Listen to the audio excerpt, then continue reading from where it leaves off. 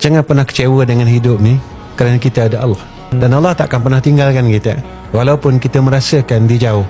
Sebenarnya bukan Allah itu jauh, tetapi kita yang menjauhi diri daripadanya. Dan Allah menunggu kita untuk kita meminta pertolongannya. Kita yang selalu merasakan Allah tak pedulikan kita.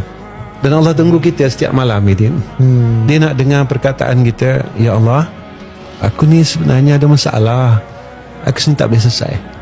Boleh tak engkau selesaikan masalah? 2/3 malam, tak perlu pun kita nak sembahyang sunat. Cukup dengan kita taruh tangan, lalu kita meminta, ya Allah, aku susah, boleh tak kau tolong aku? Ya Allah, aku nak jadi orang baik, boleh tak engkau tolong aku?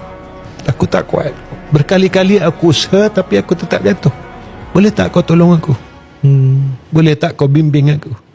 Kita berharap dengan doa itu Allah dengar.